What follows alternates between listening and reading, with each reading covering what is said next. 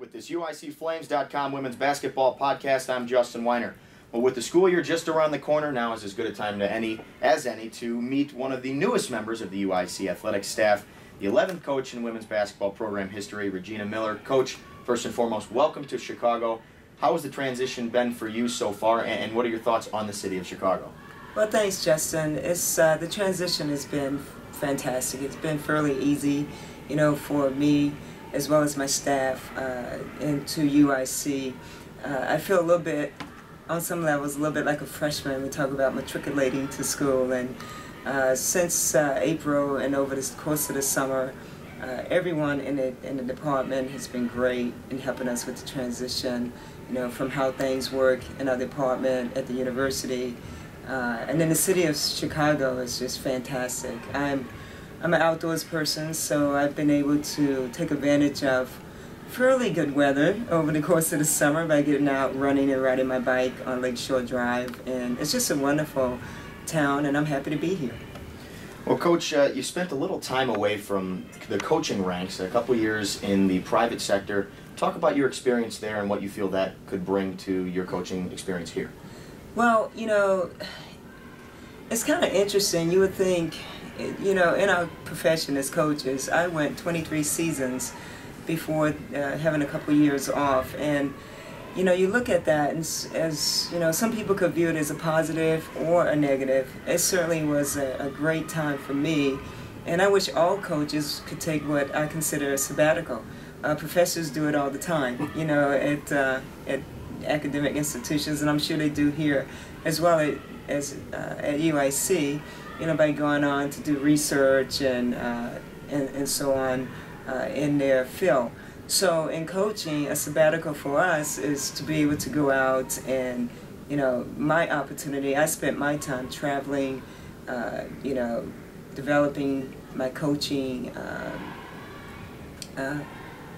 developing my coaching, a bit more just in the game by traveling to different places like the likes of Stanford, Arizona State. I went to Pac-10 Championship. This past season I went to the Big 12 Championships and just interacted with other coaches. That's something that we don't get to do very often when you're so busy and active with your own college team. So it was a tremendous time for me to further my growth and development as a head coach in the game of women's basketball. So it was a fantastic time. Well, Coach, you mentioned that you got 23 years in coaching. You take that sabbatical.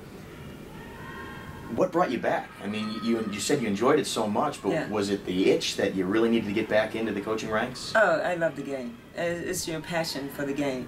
And as I said, as I traveled and went to different practices, interacted with different coaches, and it just kind of reconfirmed the things, my philosophy. I was able to develop it a little bit more, but it just kind of reconfirmed some of the things that I was doing as a head coach, that I was on the right track. So, after a few years, you do get that itch. It's a passion that's in your heart. You love the game, and I truly do. So I knew this was the time for me to get back in. And there were lots of options that were open this past spring in women's basketball as far as head coaching opportunities. And I really took a strong look at UIC because I feel like this place has so much potential. I think the Horizon League is a great league. It's up and coming. Wisconsin Green Bay has been consistently a front runner in our league, but you need other teams to chase those teams that are in the top 1, 2, 3 spots. So I thought, this could be, in Vegas you would say jackpot, but in the Midwest maybe a gold mine, that I really wanted to come and accept this challenge and try to move this program into the upper echelon of the Horizon League Conference. Well, you speak of the jackpot. Athletic Director Jim Schmidt pretty much feels like he hit the jackpot. He had some comments when you were first hired. He said, "We wanted a head coach that had great energy, was a good role model, and that placed an emphasis on each player earning their degree from UIC. In Regina Miller, we found a coach that had the experience, character, and work ethic that we were looking for, and it made for an easy decision to make her our next coach." When you hear that, what does it make you feel? What are the emotions going through you? Oh, it makes me feel great. You know, it's nice to, and that was one of the other reasons, you know, after talking with Jim Schmidt during the process, as well as Tanya McGowan, that, you know, I felt at this point in my career I wanted to be at a place where the support was there from the administration, and they wanted to move the program forward. And I think as a coach or a student athlete, if you have the support around you, anything's possible.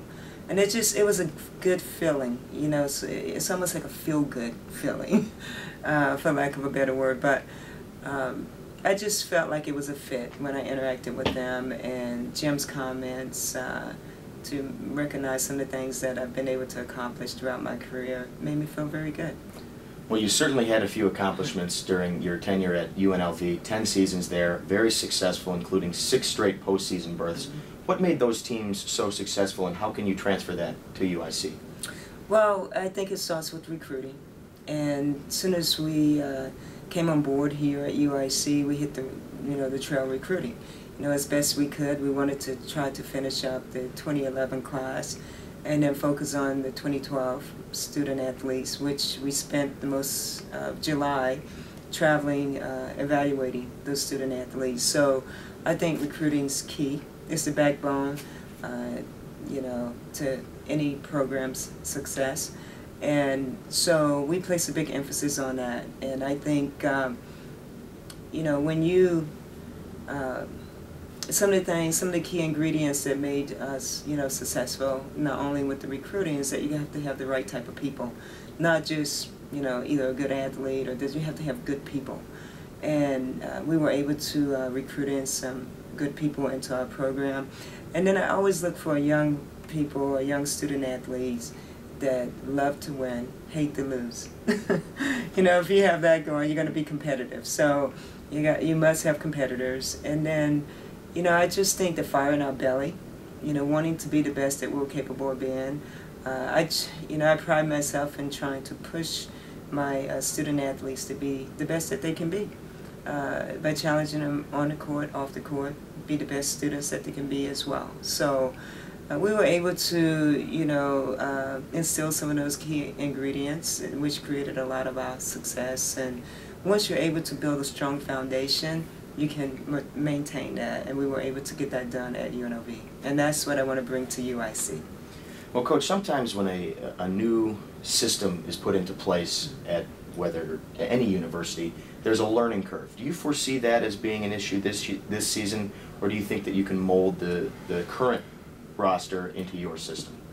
Well, it's going to be, you know, quite different for the student athletes that are in place now. And, you know, the team does have some experience, and, you know, 4 seniors, and 3 of them are returning starters. As we discussed, I think Shemaya Green talked about Jasmine Bailey, as well as, Kara Strickland. And I think, you know, I haven't seen them as much, you know, obviously because we haven't had an opportunity to work with them yet. But I believe that as a coach, you recognize the abilities that you have in your program. They do have good experience as far as playing time, that I try to put in a system that will enhance their strengths. And certainly we don't want to, you know, exploit or bring out our weaknesses. We just want to enhance our strengths. So when I look at us, we do not have a lot of depth in the post.